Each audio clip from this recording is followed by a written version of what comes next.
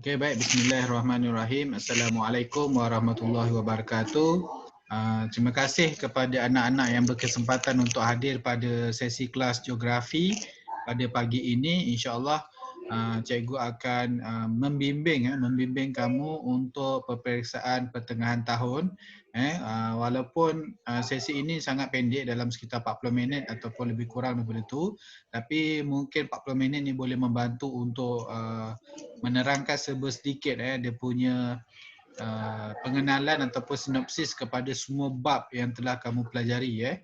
Sebab untuk geografi ni memang cikgu tak ada ajar tingkatan lain. Jadi first time in touch cikgu mengambil alih kelas Cikgu Mazlinda, ada pula subjek geografi. Jadi cikgu tolong reviewkan semula daripada bab 1 sehingga bab 7. Okey.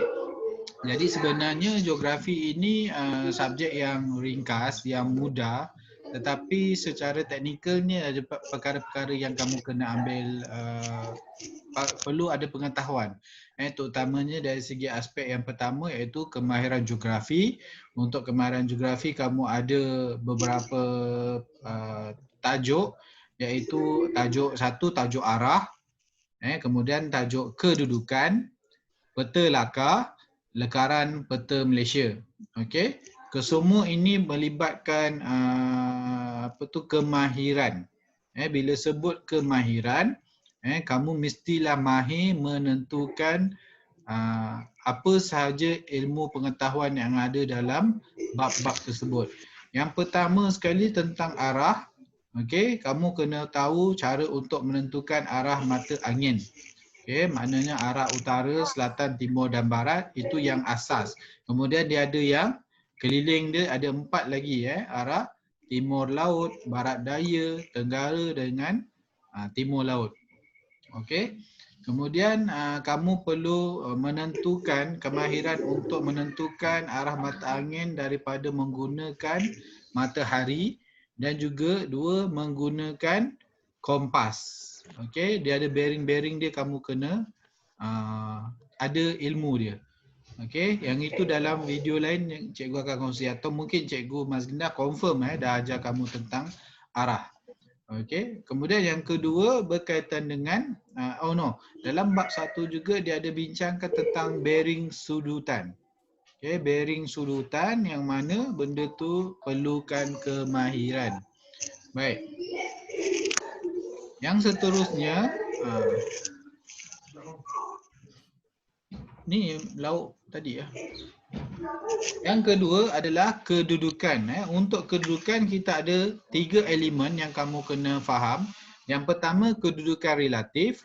Okey, yang kedua latitude dan longitude. Dia jalan sekali. Latitude dan longitude. Jadi itu kena beri perhatian. Okey. Nanti mungkin saya akan cuba bantu dari video yang lain juga. Ada sekali lah. Yang ni saya pergi lalu je dulu. Kemudian bab 3 peta lakar. Kita perlu memahami ciri-ciri peta lakar, simbol-simbol dalam peta lakar, pandang darat fizikal, pandang darat budaya, kemudian langkah-langkah melukis peta lakar. Itu antara item-item yang perlu berilah, yang diberi perhatian. Okey. Seterusnya lakaran peta Malaysia. Kita melihat kedudukan negeri-negeri di Malaysia, kemudian kedudukan ibu negeri, ibu negara dan pusat pentadbiran.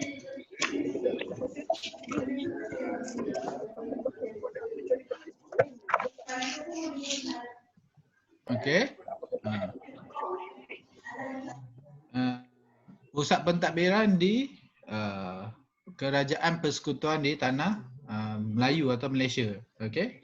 Baik, itu adalah aspek kemahiran geografi. Seterusnya kalau kita pergi lebih jauh berkaitan dengan geografi fizikal yang melihat kepada bentuk muka bumi dan saliran.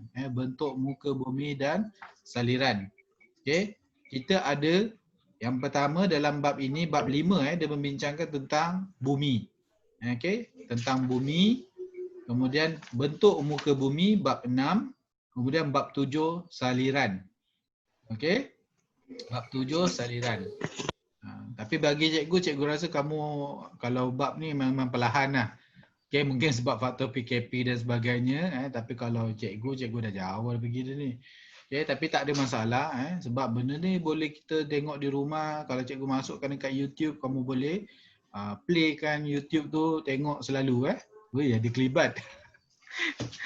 Okay. Okay, baik. Untuk bumi, kita melihat apa dia? Yang pertama, sistem fizikal bumi. Sistem fizikal bumi. Yang kedua, struktur bumi. Yang ketiga, benua, lautan, laut utama dan selat. Yang keempat, kesan pergerakan kerak bumi. Kejap lagi sebelum. Okey. Kesan pergerakan kerak bumi. Okay. Nanti kita akan review. Okay. Mungkin tak hari ni. Cikgu akan buatkan video khusus untuk benda-benda ni. Nanti cikgu bagi link-link YouTube. Kamu boleh subscribe YouTube saya. Kamu boleh tonton dalam semula. Tonton semula. Kalau tak cikgu buat, cikgu akan cuba bekalkan kamu dengan link-link YouTube yang dibuat oleh guru-guru Malaysia.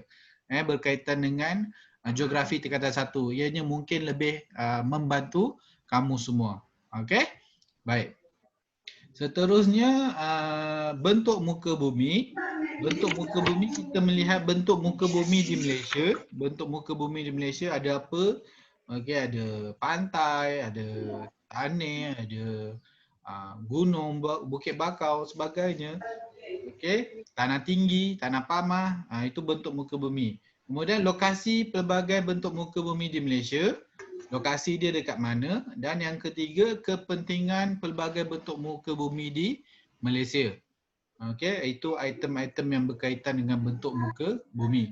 Seterusnya berkaitan dengan sistem saliran. Okey, sistem saliran, kita ada pandang darat fizikal, okey, yang melihat kepada peringkat aliran sungai.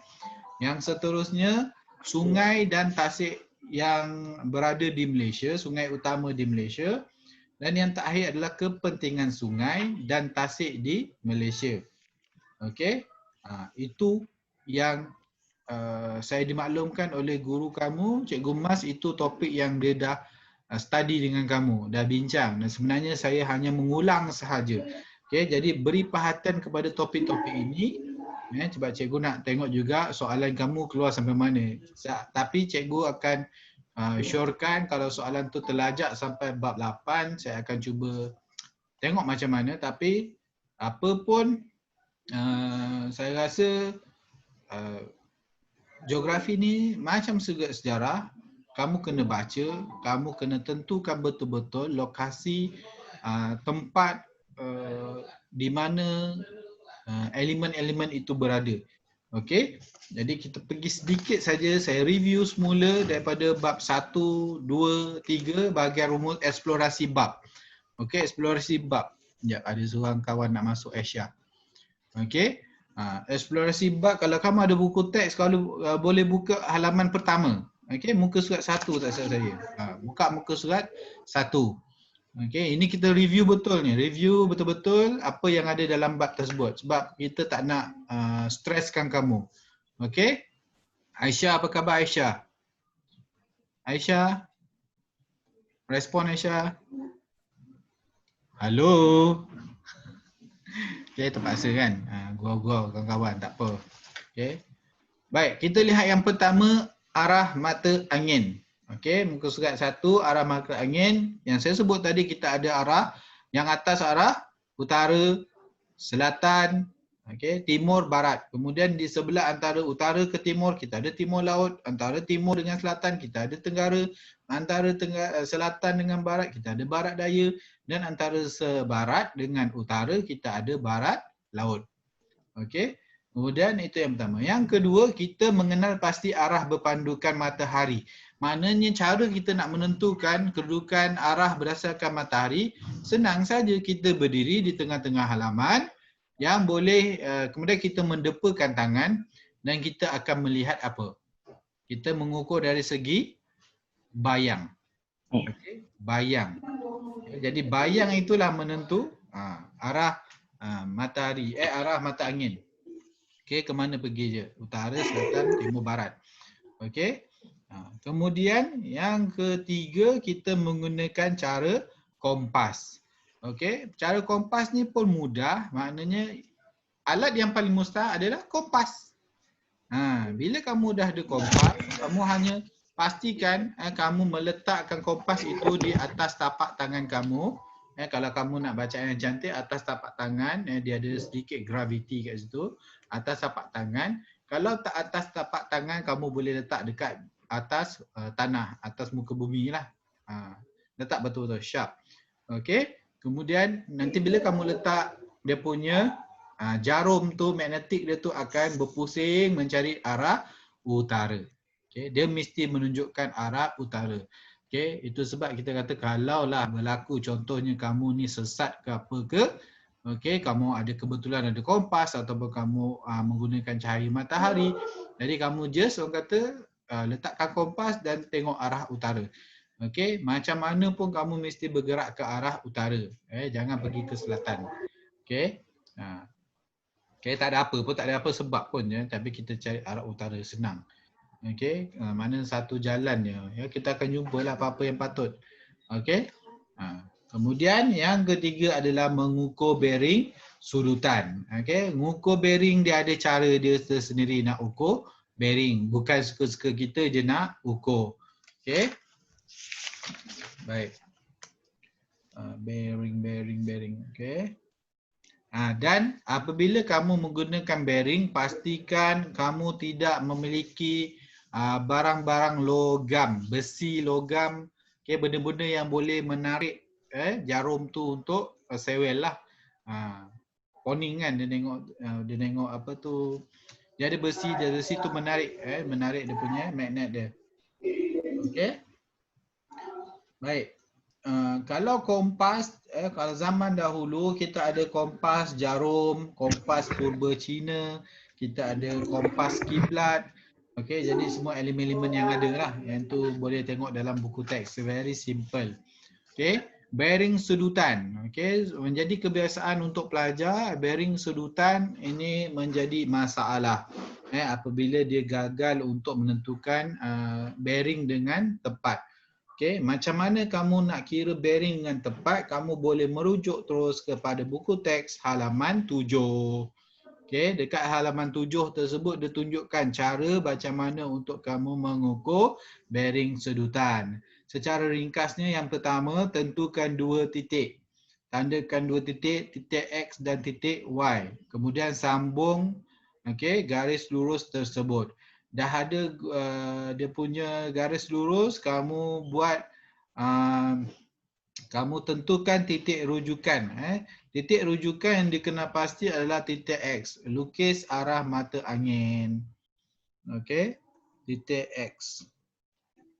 Okey, letakkan pusat jangka sudut pada titik rujukan, kemudian kamu kira dia punya bearing yang ada. Ini nanti boleh study. Rasa cikgu kamu dah sentuh. Rasa cikgu kamu dah bincangkan dengan mendalam. Okay. Kemudian ada juga cara untuk mengukur bearing sudutan yang lebih daripada 180 darjah. Okay. Ada juga.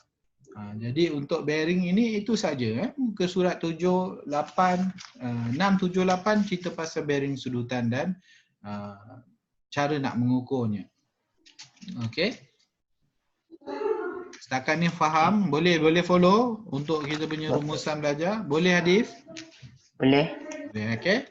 Baik, kita teruskan untuk bab yang kedua. Ini kita tengok 4 bab yang pertama ni. Mungkin untuk saya akan extendkan kelas geografi kamu pada waktu lain. Dalam minggu ini juga untuk saya just review saja. Okey. Kemudian review ni maksud ulang kaji ya. Okey. Kedudukan yang pertama, kita lihat kedudukan relatif di dalam kelas. Okey, maknanya muka surat 14, muka surat 14 kita boleh tentukan kedudukan orang yang berada di dalam kelas, sama ada dia berada di hadapan, ataupun dia berada di kiri, ataupun dia berada di kanan, ataupun dia berada di belakang. Kemudian dia ada cara untuk menentukan kedudukan relatif tu menggunakan titik rujukan. Okey. Daripada satu tempat ke satu tempat. Okey. Ini boleh faham kemudian. Latitude dan longitude. Okey, latitude ini dia adalah berkait dengan garisan yang dilukis secara melintang atau mendata pada globe ataupun peta atlas. Okey. Ada satu mana tadi abang kamu dah main. Okey. Maknanya macam mana nak tunjukkan? Okey, this is a globe. Okey, ibu jari saya ni globe. Jadi dia punya nak kira dia punya garis latitude tu dia ni lah. Macam ni. Latitude tu macam nak kupas apple. Dia punya garis tu. Kalau longitude dia terbalik. Macam tu. Dia macam wayar. Okey, nak ingat tu senang tips dia. Okey. Latitude. Kemudian untuk longitude yang tadi saya tunjuk tadi tu longitude. Yang itu kamu memang kena ulang kaji muka surat 16 dan 17 kena baca semula. Tapi untuk latitude titik yang paling utama kamu kena tahu titik 0 darjah iaitu garisan khatulistiwa. Okey, makna khatulistiwa atas garisan sartan, bawah garisan bawah khatulistiwa, jadi paling atas Arktik, paling bawah Antartik. Okey, saya ulang balik, makna kalau kamu nak susun dia punya garisan tu ASKJA. Apa ni? ASJA. ASKJA. Okey, Arktik, Sartan, Khatulistiwa, jadi Antartik. Okey, itu untuk latitude. Kalau longitude, okey, yang kamu kena tahu dia ada sebut tentang garisan meridian pangkal atau 0 darjah Celsius. Okey, garisan meridian pangkal 0 darjah. Okey. Jadi itu satu berkaitan dengan longitude. Kalau latitude ASJA. Kalau longitude meridian pangkal. Jadi kamu tahu lah latitude, longitude. Faham tu je. Okay. Tak lama dah. 10 minit je lagi Harap kamu boleh bertahan lagi. Sikit dah ni. Okey. Dia punya gambaran kepada kalau nampak buku teks saya yang saya tunjukkan ni, ini adalah ni globe yang telah dikupas. Dia dah potong, dia macam ni. Kemudian yang panjang melintang-lintang ni adalah latitude, yang panjang ke bawah ni adalah longitude.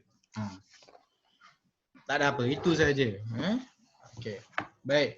Kemudian cara menentukan kedudukan berdasarkan latitude dan longitude, kamu lihat muka surat 19.